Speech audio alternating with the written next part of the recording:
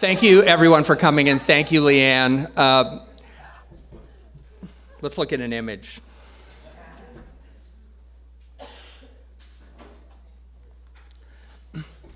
I think that in art, each of us has a first love.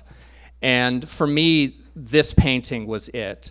I was a first semester junior in art school at the Kansas City Art Institute, and a sculpture major because I thought I wanted to be a performance artist, perhaps. I don't recommend it. It wasn't really even recognized by my department as something. So, but I was interested in dance, I was interested in different kinds of things and movement and trying to find some kind of art that would do for me what I wanted it to do, some kind of medium.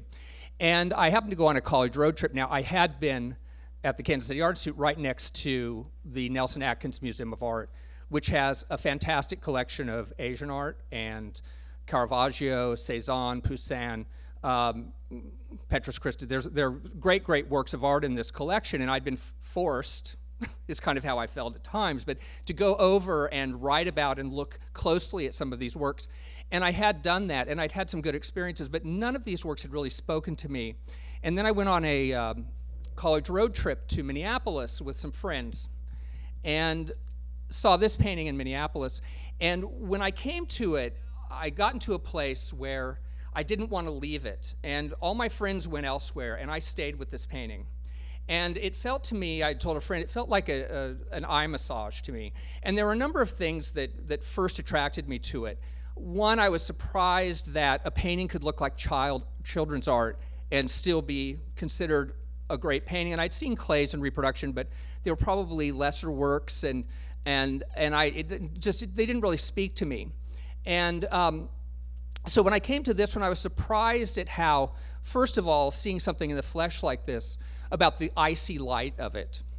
And I was reminded of how he was able to pull together so many different kinds of qualities that were not about representation.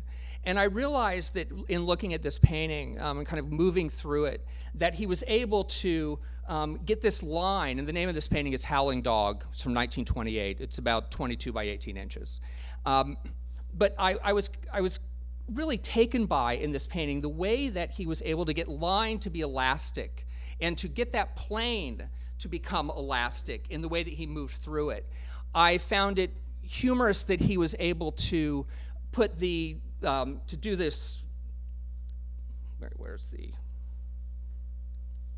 to get these lines in here, which become the dog, but also seem to be like strings that have been plucked, or maybe a stone that's been thrown into a pond or something, and to get this kind of reverberation happening. So I was interested in those things. And I was also interested in how he was getting spatial changes to happen in the painting, so that the entire plane became like an elastic surface that at times felt like air, at times felt like water, at times felt solid. So it was paradoxical to me.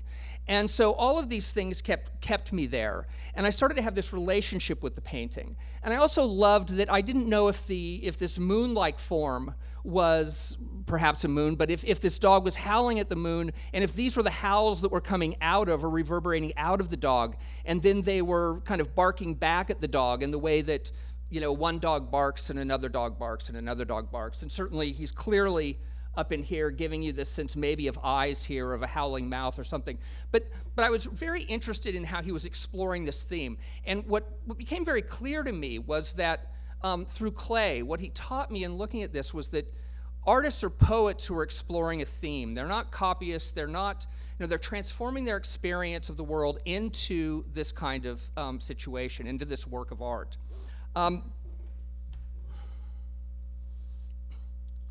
Now, I talk about this painting and coming to this painting in my book, which is available on Amazon, available on Barnes & Noble, available in some bookstores. And it's just a placeholder here. But I do talk about the coming to this painting in this book. But more importantly, what I talk about is how the experience of one work of art, no matter what it is, your first love, how it can open up all works of art. It has the possibility to do that. And that's what clay did for me. So I came back to art school and enrolled in painting. And even though I'm a writer and art critic by profession now, I actually was a painting major in college. And this was what it was exciting to me. I gave up performance art, basically. Which some people will probably be very happy about. But no, I won't name names. But so I talk about this painting in this book. But other experiences I had in art school were, and I'm sure many of you have done this too, is that I started drawing from artworks. And most of the artworks that I'm going to show tonight, I've done drawings from. Now this is a drawing I did long ago from this Rubens. And it was through the act of drawing that I really came to understand what an artwork was doing. I was really starting, I became able to unpack it. And it's because clay got me to understand that there were spatial changes in a work, that colors have pressure. Even in clay, there was a moment when I was looking at that painting, probably after, I don't know, a half an hour or an hour, because I stayed with it all afternoon, where I almost felt like he was getting the color, the icy, quivering color of the planar surface to remind me of fur. Now, that might be a stretch for clay, but it's possible. I'd love to go back and see the painting again in the flesh, and to see in the fur, and to see if it really felt that way. But it wouldn't put it past clay to do that kind of thing, to give it that kind of quivering of hair standing on end even. Or the hair on the back of your neck. Anyway, so with this Rubens, in drawing from it, I discovered a number of different things. And one of them was that when I came to this painting, the Rape of the Daughters of Leucippus, which is about 80 some inches across, or tall, both. And when I was looking at it, the first thing I noticed about it was that it actually had a kind of frontal presence, that it was pushed to the plane, that Rubens was bringing me to the activity of this rape. He was giving me a front row center experience of this painting. And also that he had stacked the space. I started to become aware of how space was constructed, and that space could be metaphoric, that an artist could think about space in a metaphoric way. And so when I came to this, I started to realize, okay, well, I have to remember where my, oh, here it is. That things were kind of stacked here. And as I started to try to locate things in my drawing, I started noticing that the horses were too small, that the landscape was brought up to the plane, that the figures were too large, and that there was a sense in that of things all being brought forward. But also then, I noticed that as I started to try and locate where things were, or how things were organized, that there was a certain kind of look in these faces of not really being raped or abducted by these twins, but of almost kind of abandon or a carefree quality to it, which really kind of confused me a little bit. And what I started to understand, I started to question this a little bit, because especially of this face here, where it's kind of like, take me away, yes, okay. And so then I started to notice that one of the ways that Rubens was getting me to think about how this painting was really being treated was how he would do these kinds of paradoxical things. And that he might, I was getting very caught up in the drawing in the rhythms and the musicality of it and the curves, and oh my God, this curve to this curve to this curve. Oh my God, Rubens is amazing, is amazing. And then at a certain point, when I was trying to understand what was going on in the center here, I realized that, well, even before that, I came to this figure and saw that her spine didn't really add up, and that her arm was rubbery, and that what he was doing was to kind of scoop us into the painting through this figure in which he takes kind of all her skeleton and kind of turns her into rubber or something, which kind of throws us into the structure of the painting. And so then I was aware that in the center here, that this didn't add up at all. And that what Rubens was doing, in a sense, was wrenching her body apart. And I was aware of the fact that in this figure, he kind of creates a pinwheel between these two figures that's almost like a swastika in its dynamic qualities here, that it goes this way and then this way and that way and that way and that way, so that it rotates here.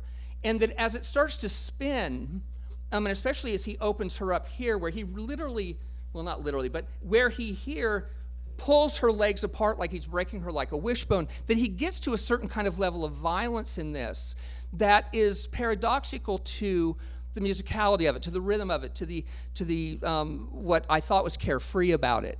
And that in doing that, partly in what I came to understand through the drawing, was that maybe Rubens was creating this kind of frontal pressure and plane, and then opening up this figure and opening up the space to kind of give you this sense of the wrenching from one realm to another, of the abduction, of the taking of these two women, whether it's about the immortality that happens, or the death, or the rape, or the children, or the future, but the way the whole myth opens up, and that he was pushing everything to the plane to then open it up again, to wrench it. I also then was aware, for instance, later when I saw The Death of Sardanapalus in the Louvre by Delacroix, that's on your right, that maybe perhaps Delacroix was quoting from this figure here. And I realized that this figure in the Delacroix then became a kind of key to the entire scene of this painting, and in the way that he actually seems to rip her here in half, and rotates the space here, is similar to the way that this not only rotates this way, but then starts to rotate spatially this way, and sets the whole thing like a top spinning as you move into the scene.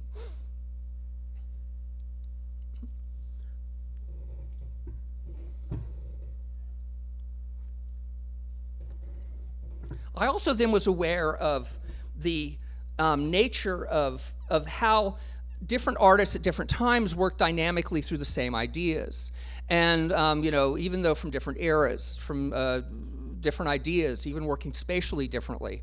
So I'm comparing the Rubens over here, to what happens in this Sonia Delaunay here. This is called Rhythm Color from 1967.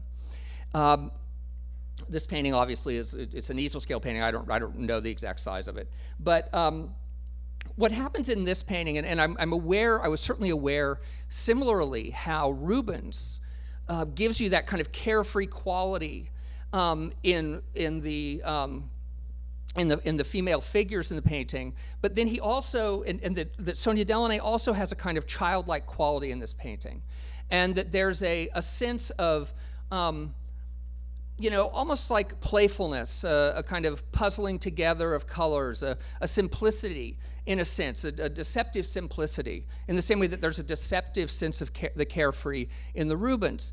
And one of the things that I immediately discovered when I started to work from this, really to look at this, was that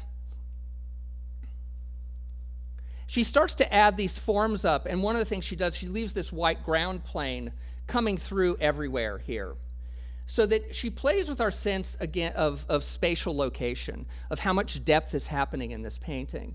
And she also starts to make a painting for me that I started to realize was almost a sense of, it was put together in a way that, like, it couldn't actually finish itself. It couldn't complete itself. At every turn, there was something that really started to, it was like, oh no, oh that won't happen, no, that won't happen. In the way that things, for instance, like that this wants to hinge to this, or this wants to connect with this, or that this maybe wants to be pure yellow or green, but it has blue in it.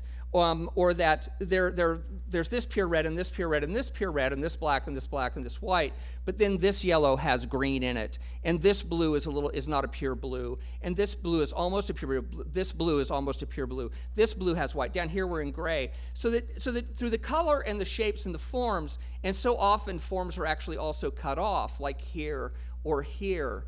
And there's this sense constantly in this painting of what's in front and trying to locate yourself, similarly to me in the way that I was trying to work through the Rubens, but of where am I in location here? And what am I actually trying to do with this painting? How am I going to move through it? So then I started to think about this interaction here especially, and how for me, this place really was the kicker in this painting, in a way for me that this was the kicker here. And the fact that this black can't touch that black, and that this black feels spatially located in a separate plane from this one. And from where I'm standing here, it feels even at this point that this one is farther away and this one's closer, and that this one is also stepped somewhere else as well, that maybe it's underneath all of this. But because, of course, she leaves all this white ground coming through, she discounts your sense of location no matter where you think you are anyway. So she never even allows you to be where she's telling you are in some respects because of that white ground. But I noticed that here, this particular area really has that kind of wrenching quality. There's that it really torques there, where they almost touch but they don't, or they're pulling away, but that they're also doing this in the space. That they're moving this way. And I remember one of the first times I was looking at this, it reminded me of that, when that distance but not distance of like when you go to bed angry with your spouse, and you're in bed and you feel the heat from the other person, or you feel the energy, and you having those arguments in your head. Well, I should have said this, I should have said that, and you're in that place of like where you feel the tension between you, but the space also feels as big as the Grand Canyon emotionally, and that these kinds of things can happen in painting in this way, that they can bring you to those kinds of places. I'd like to show another pairing of artworks that I think talk to each other across time. The Matisse on the right, Woman in Blue, from 1937, and then the Duccio's Madonna with Angels on the left from 13th century. And some of the things that I find compelling about both these pictures in relationship to each other is the sense of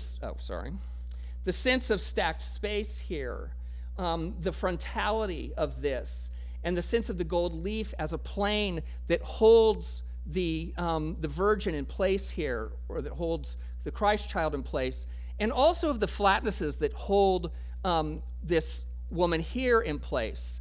So that I think about things about the regal sense in this painting, obviously, against this one, and also this other quality that to me is so present in both of these, of the sense of the figure as weighted and held, but also as elevated or as rising. And so for me, in the way that this hand kind of pins her into place, almost like a push pin here with these beads, holds her there, even though she starts to balloon or rise outward from the plane, from this flat plane behind here, or the way in which in the Duccio, he's opening up this space here and giving her a place to sit, but then he kind of hovers her in front of it, and so that she's seated but not seated. And I feel like in the Matisse that she's seated but not seated. She's offered in a sense like an oyster on a clamshell, in the same way that there's a sense of an offering going on here of the Christ child, but also of the Virgin. And then also that quality of the anchoring of these, which are almost like ropes tied down here, or the way that these angels seem to lift and steady and hold her in place at the same time, hold the Madonna in place. So that there's a quality for me in both of these of being pushed, seriously to the plane, and then also of lifting up, being anchored down, and also then rising forward. And so you really feel that tension, I think, in both of these, especially in some place like this, or in the head here, or in the head here. So that sense of not knowing if you're in front or behind, not knowing if she's being advancing toward you or falling back. And certainly the metaphor of this is much different from this one, I think, but the dynamic or the way in which the artist is speaking is very much the same.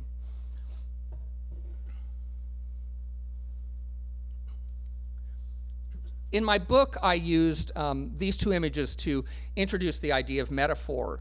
And the top image is Eve, originally from the Cathedral of Saint-Lazare-d'Autun in France, from around 1130.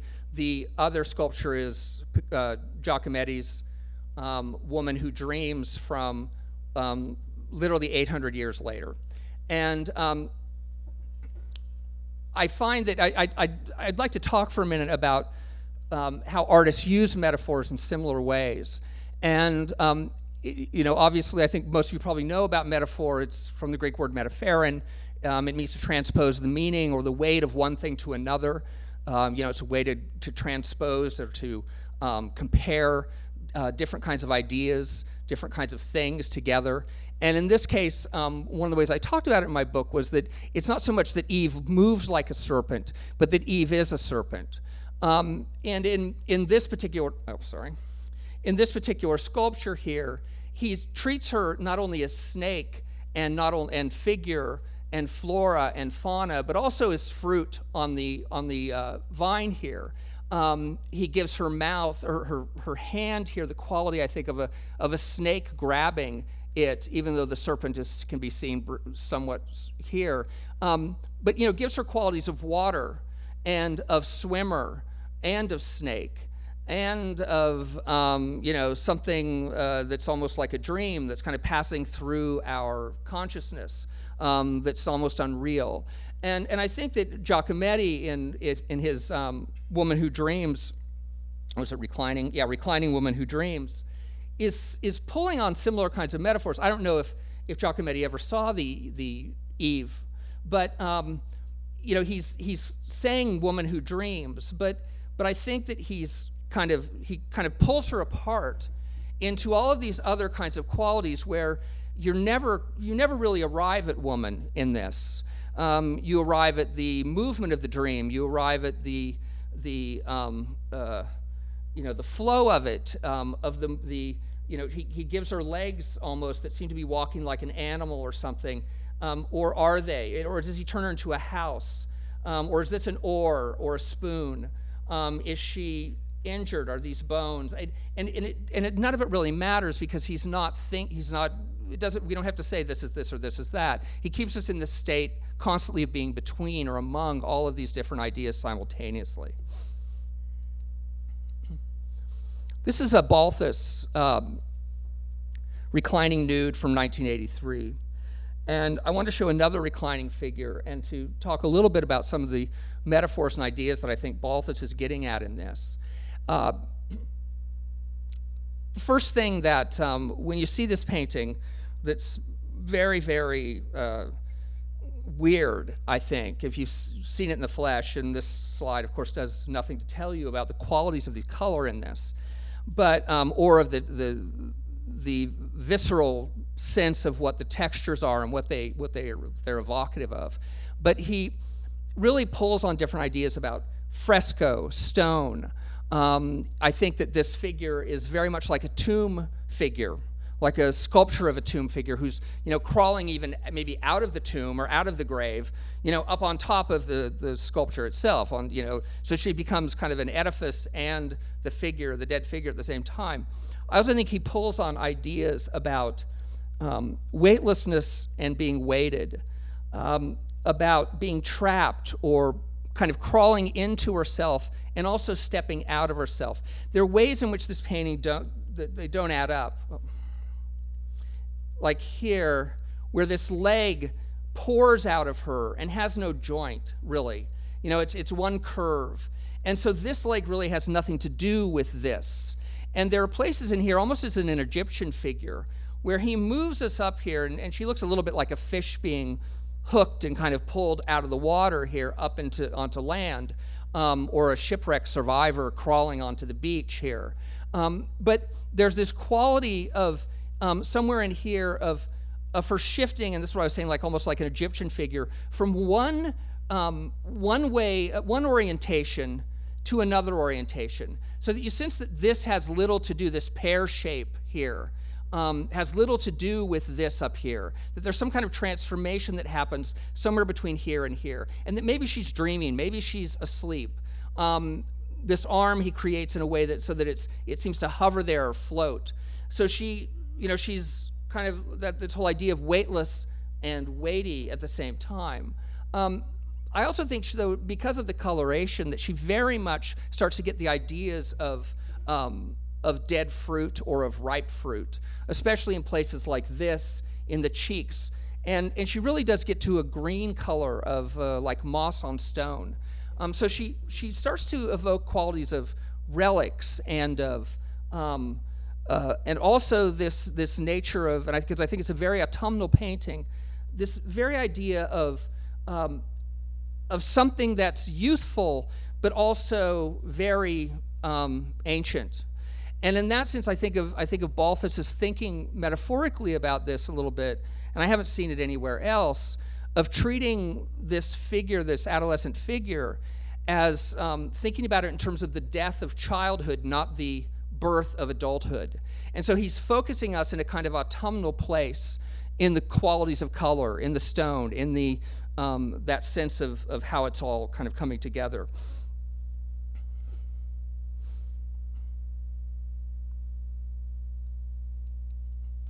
Now here's some of the things that I was referring to a little bit just in talking about this, but there's over here is a painting of fruit by Courbet. These are studies for the Raft of Medusa by Jericho. And I think that the flesh in here is actually greener than some of the flesh in some of these studies of cadavers' limbs that have been severed. And it's certainly when I'm looking at something like this or this that, where it's beyond gangrene, it's something, it's tree-like, it's earthy, it's very, very weird, that the tension of this, the severing of these two legs, really makes it feel like she's caught in a trap or she's trying to get out of this space. And so he starts to talk to us, I think, about like, well, what kind of nightmare is she having? Does she have restless leg syndrome? Is she caught somewhere? Is she trying to get from one place to another? And then this dying warrior, this ancient Greek dying warrior pediment sculpture over here. This is a sculpture called Growth by Jean Arp. It's from 1938. It's about 32 inches tall. And I'm showing you 3 different views of it. And the reason I'm doing that is because these sculptures, Arp sculptures, change. I devote a chapter in the book to this sculpture.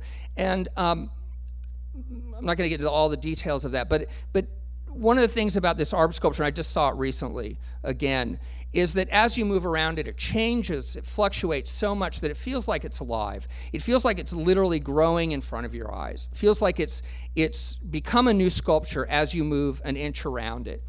And one of the qualities that really strikes me about so many of Arp sculptures, but especially this one, is that it's like marbles in your mouth, the way that the skin of the sculpture seems to move. It's like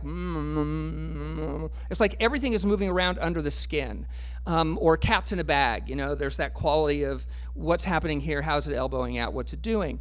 And in this sculpture also, especially from these 3 different views, you get a lot of the ideas that he's reaching for here, or that he's actually achieving, in terms of things like beak, bud, flower, elbow, breast, hip, torso, figure, bone. So he gives us the sense of it being almost like a washed out relic, from antiquity, where all the polychrome is gone from it. It's been, rubbed down from touch or waves or whatever, from use, but also of something that is a nude figure, or more than one nude figure. But one of the great things about Arp's sculptures, and his paintings too, but is that he gives you everything but no thing at the same time. And so there's that sense that he never lets you arrive anywhere. There's always the sculptures are always becoming. They keep changing. You can't keep up with them. You can't chase them down. And that's really part of the experience. So it stays in a kind of embryonic or gestational stage where you're constantly chasing after the next thing of what it is, and you're constantly rethinking where you are. So that you're with the beak of a baby bird.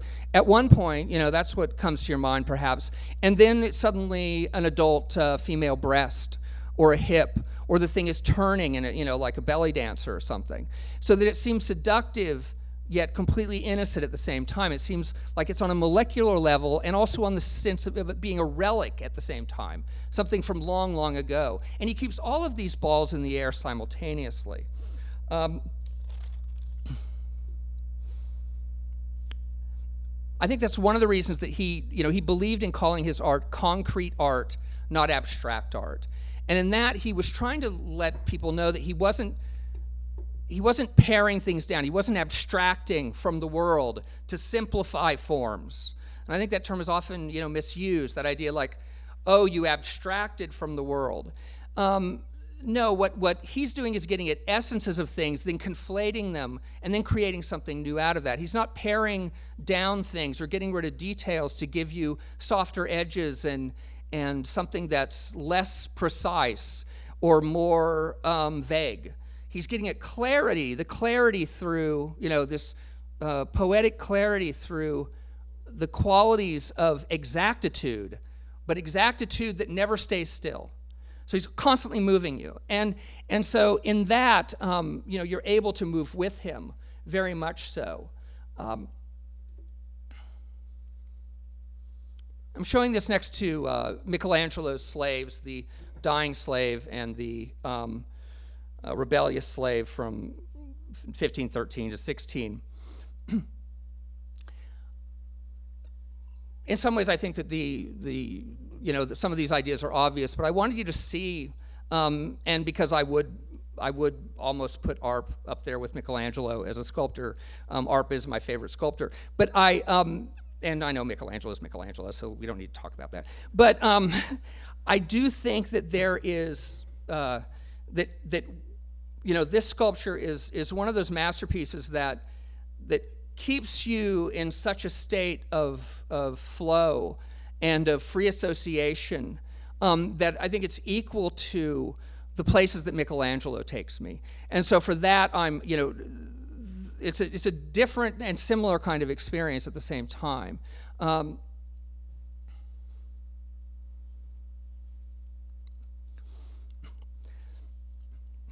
But there's also a kind of violence in Arp's sculpture, and I think that I remember when I was, he's calling it growth, but I don't think it's just about growth. I think it's also about birth. I think it's about death. I think it's about, and what difference does it make to call these things? But I do have that sense, especially in this sculpture, of the upper and lower, and how they relate to each other, and that idea that that one form is perhaps birthing the other. And maybe the top form is birthing the lower form, or maybe the lower form is birthing the top form, or maybe there are multiple births going on simultaneously. You have a sense of the stages of life's way in the sculpture, but you don't know what's up and down in a sense, or what's before or after, because he gets rid of that sense of time, that sense of narrative. And so in the sculpture, and this story might be too much for you, but I remember I was talking to somebody about what does it feel like to give birth? And she said to me, pull your upper lip over the top of your head and your lower lip over your knees. And that's what it feels like. And I thought about that in relationship to this sculpture, because there's so much torsion in it, and so much twisting, and so much sense in the tension of it, of one thing coming out of another, and the ways in which it's coming out. And in this, perhaps there's this sense of, whether this is like a bird's head or a beak or whatever, it's really kind of ridiculous to name this stuff, because they never retain their identities for any time. They never even get to their identities. They always keep it between identities. And in here, but I've always felt like from this angle that this thing is trying to extract itself from this. And that there's a quality in here where they're both merged, where there's a symbiotic relationship, or a parasitic relationship, or whatever. But there's also this quality of this thing, if this is hip and this is knee, whatever, and this is in this kind of very erotic center here against this guy. But that it's trying to pull itself out. And I'm showing you this Frari, this Titian Frari chapel painting of the Assumption of the Virgin from the early 16th century here. And, in this painting, which is about 23 feet tall, but I'm showing this because the relationship for me between, say, this and this is similar in that I'm aware that Arp is dealing with a movement between realms, and that in this painting, Titian, there are many different ideas about the Virgin when she went up to heaven. Was she alive? Was she dead? Did it happen 3 days after she was dead? Was she living? Was her soul alive? Like what context? In what context did she actually rise? But what I feel in this, and what actually happens in this figure of her being over here, and then being over here, and then kind of being severed, and being here and then here. And it's not very evident in this, but when you see the actual figure, and she's bigger than life size, she really does do this. She's like, and there's that quality in her of, oh God, it's like when you get on a carnival ride and you start to do the thing and you're like, oh crap, I should have gotten off this ride. And you can see it in the faces of the people, who are starting, you're like, uh-oh, this is not going to be good. And I think that it's like, does she want to go? Does she not want to go? And then you've got God the Father up here like a bird of prey swooping down. And then he's also giving you this quality of her going in and out, and of this saying, I don't know if this is this apostle, if this is Peter, I don't know, but of this figure going here, of reaching, and then she zigzags back out. So she's not only, there's this quality of the almost touch here. And I think back to the Sonia Delaney I showed you earlier, this complete separation here, and the almost here, and the almost there, and it's away, but it's not just away, it's not just out of reach, she comes closer to us, so that this figure leans in, she comes out, and then she backs up again and spins. And so you realize the very difficult corkscrewing, acrobatic shenanigans, the movements, the pure Olympic movements that you have to go through to get from one realm, for instance, the earthly realm, into, for instance, the heavenly realm.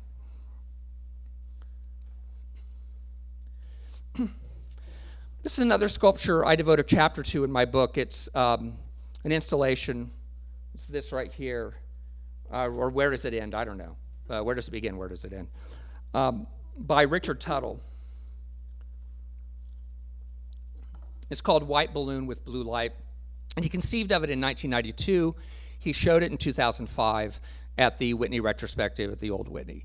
And when I was able to see this show by myself, basically, with the museum guard, because I previewed it before anyone was there. So it was very empty, let's say, and very spare. And of course, probably most of you know Tuttle's work, but you go into a Tuttle show and you don't even know if it's fully installed.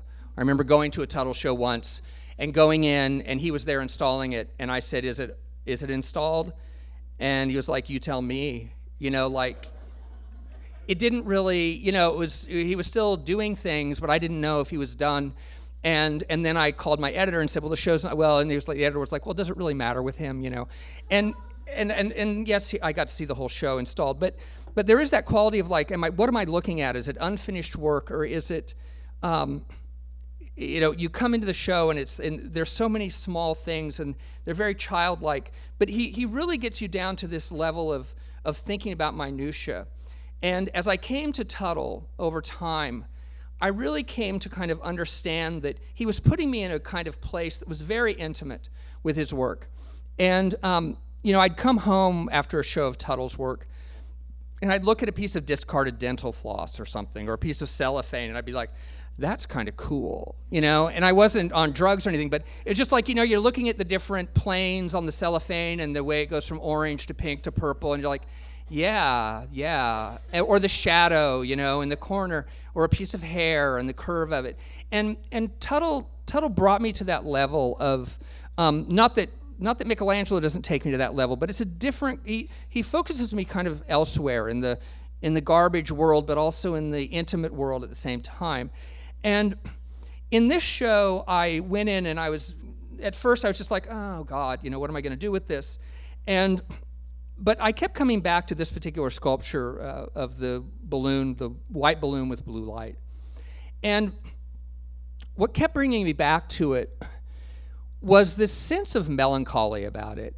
And, oftentimes when I come to art that as a reviewer or as anybody, but, one of the things you do, when you have some great experience with a work of art, you take that experience and then you take it with you and you take it to the next artwork, and then you take it to the next artwork, and it kind of builds that way. And with the Tuttle, I started to think, well, what does this remind me of? Where does this take me? How can I treat this on the art? How can I deal with this on the terms of the artist, which of course you have to do. And, because you're comparing and you're contrasting and you're seeing, well, what is he pulling from? What is he thinking about? And so for me in this, one of the things that I had to do was kind of, because he installed all of these other works here, on this wall, just a couple inches above the ground, as he did this balloon, which is actually anchored to the floor. And then with each one of these works, you can barely see it, but you can kind of see it here. He drew a pencil line that goes all the way to the ceiling here for each one of these. So I started thinking about like kites on a windless day that wouldn't fly, or being in an episode of The Twilight Zone where the clocks stop, where you're in this place that is inverted, where time stands still, where there's no air, and of things kind of being out of whack or something. And or of at the end of a party when the balloons have lost their helium and they've dropped to the floor. And I remember going over and kind of kneeling down to look at some of this work here and trying to see, because there's always like, well, is this it? With him often, like, is there something I'm missing? Well, eventually you see the pencil lines perhaps. But the inversion of gravity in this, that quality, made me start to think about like, accident victims, or that he was forcing me to kneel down almost like I was in prayer or something in front of his work. But there were things like this that went on in my head. But to get up that close, that's the only way you're going to see what's actually happening in these works. And I started to think about the weight of that balloon and the inability of it to move, no matter how much I did this next to it and it wouldn't move, and the immobility in a sense was part of what Tuttle, I think, was after here, and what gave it a certain kind of weighty, melancholic power. A couple of the things that I started to think about in relationship to this, and I know it's a stretch, but Chartres Cathedral, but just that.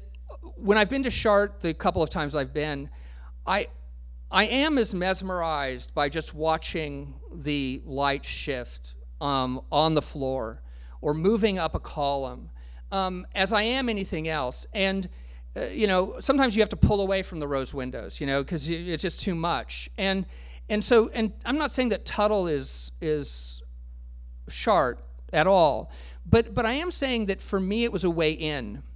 And it was a way in for me so that would I have even gone to the Tuttle retrospective if I wasn't writing about it? Probably not, because it wouldn't perhaps have intrigued me.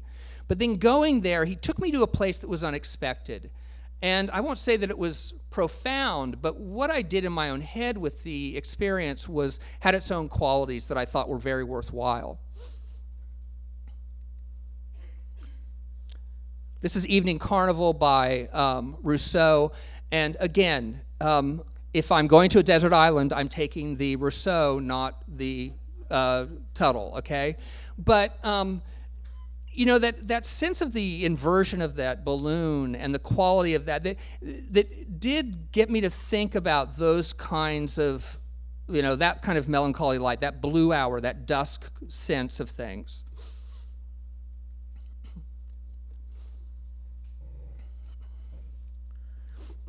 This is Mondrian's composition with blue in the Philadelphia Museum.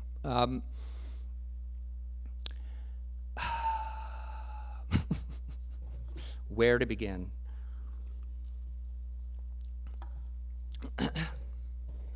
Mondrian for me was probably the most difficult artist. Coming to him, having experience with him, and many of my teachers would say, "No, keep going back, keep going back." And I will say that eventually when I did have an experience with him, it was as if I'd entered another realm. And also that he was able, that after my first deep experience with Mondrian, I was able to start to understand things for instance, from the Middle Ages or the early Renaissance, and even Egyptian art that I hadn't really understood in the same way. And in this Mondrian, and I just want to unpack it a little bit, because there's a lot going on in it for something that's so simple, or seemingly simple, is that there's, the first thing I noticed about this painting was that it has a verticality, of course, but then it goes against then the second orientation of it is this horizontal. Then maybe it's the quality of this downward motion, because it's bottom heavy in a sense.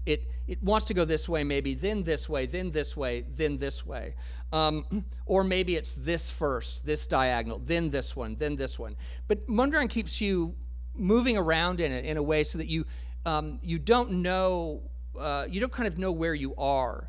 And he really displaces you, not in the same way that, say, art does, but he displaces your sense of location. So that one of the things that, of course, you want to do with a Mondrian is stand face to face with it. And it has that kind of frontality of a Mack truck coming at you, very much the same way that Egyptian sculpture does. I think that very imminent frontality, that sense of the imminent plane, and then something in front of that, and then in front of that. And one of the ways that Mondrian throws you is because he never allows you to be where you think you are. Because he says to you, well, is this blue in front of the white, or is this black in front of the white, or are they embedded in the white? Or does the white come on at the end? Is the white something that's been added on top of the black? So that, where are you spatially? Where are you in location? But he also says to you that you don't know where your dynamic is. You don't even kind of know where you're going, because as you move through the painting, he takes you one place and then takes you another. So it's kind of like being led around a dance floor by like 7 different people at once.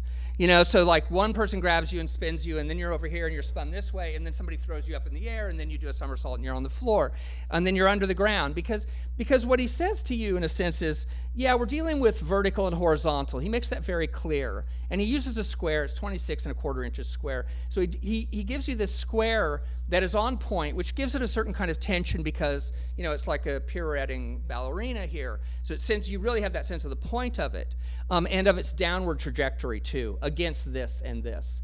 But then he creates this home plate-like form here that, on the one hand, it wants to be its own thing. It wants to do what it wants to do. It doesn't care about this and this necessarily, even though those are the sides of it. So that this form then wants to do this and dig hard into here, and it wants to hammer its way down into here. At the same time that when you're in this area, you really feel like the white becomes forward. Over here, maybe the black is on top. Over here, maybe the black is on top. But here, the white almost warps in the space and pulls the thing forward as it hammers itself down against the blue. And so then this space here, this interaction, you have this coming against this, but then this little guy here, he seems to kind of propel that up or expand. It's like a bud doing something, or some kind of explosion that sends this guy this way and this guy that way and this guy this way. So he rockets him out here. And as you're moving through this painting, then, if you're moving this way, you suddenly feel, oh no, I'm also going this way. So then the thing starts to take off like a rocket this way. Or as you're going down here, you feel the weight of this pressing this down, and the weight of this pressing this way. So then this goes against that. This goes this way, this is going this way, this is going this way, then it spins up and it comes down, but then it also rises up, and then over here this guy does his own thing and separates himself out. And then Mondrian also, and this is one of the things that I got from this, or didn't, I should say, because I gave up, drawing from this painting, because I kept trying to say, well, how is he dividing this up in terms of geometry? And I kept trying to find a square in this painting. And so, how far out can I go to get a square here? Is this a square? So that then if I create a square here, then I'm creating another kind of cutting here. And then if I have this guy that's left over up here that's relating to this guy down here. And so what I felt like with Mondrian was that it's this painting that very much never completes itself. It never rests.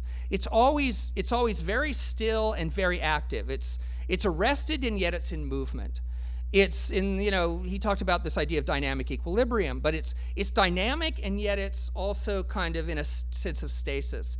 And that tension between the dynamic qualities and the static is so prevalent, it's so visceral in this painting, in terms of its frontality, in terms of where it moves, in terms of where it's shifting and going, that for me, I'm in a place of constantly being dislocated, of constantly feeling like it's trying to catch up with itself, of constantly feeling like each form is one step behind, and that I, as a viewer, am always one step behind that too.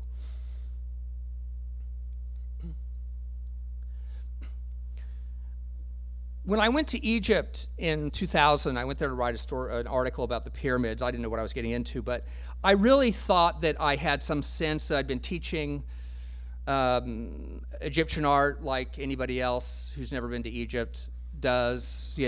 Here's the canon of proportions, and this is the, and I'm not saying I was making it boring, but what I'm saying is that I understood what was going on in the work, and I understood a lot about it. But when you go to Egypt and and you really experience the Nile as this lifeline in the desert, and this real sense between death and life, it becomes it's no longer metaphoric, it's basically just life. And so the art, which is so huge, really always accentuates, or it just becomes life itself in a sense. There's really kind of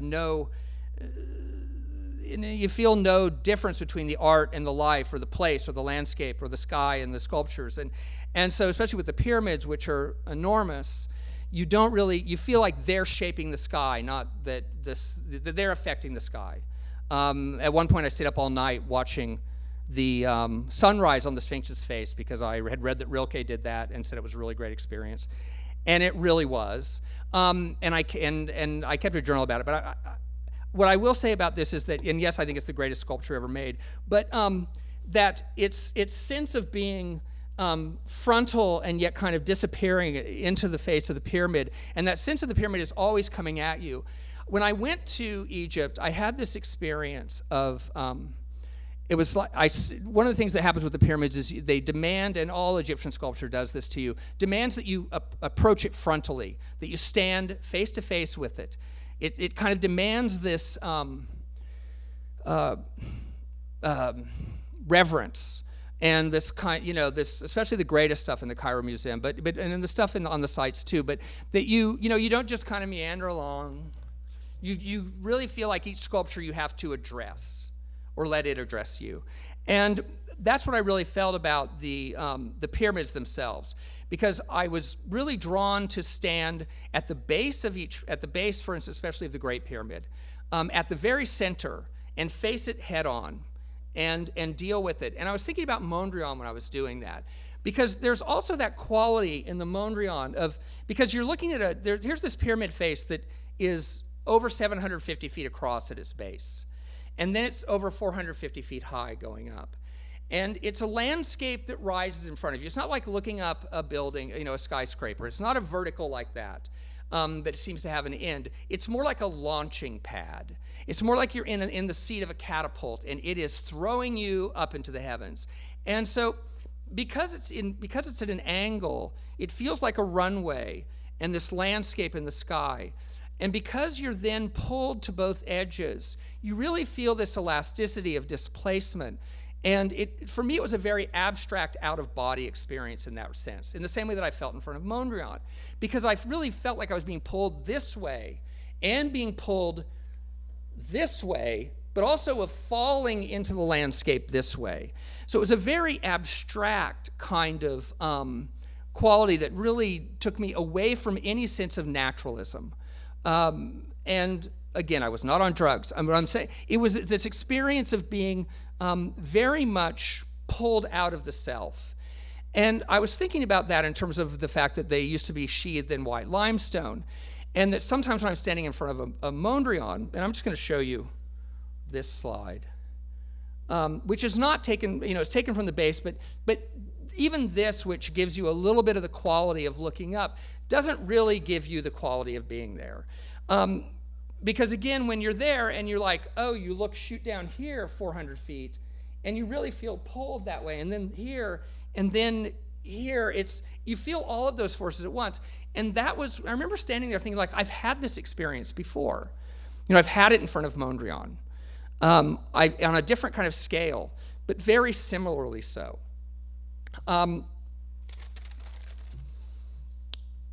Before I close, I just want to say that, to reiterate one of the things that I think I talked about a little bit at the beginning, which is that I really do think that one profound experience with a work of art is something that really can open you up to any other artwork. And it certainly has been true for me. I'm going to open up the floor to questions if anyone has any. Thank you very much.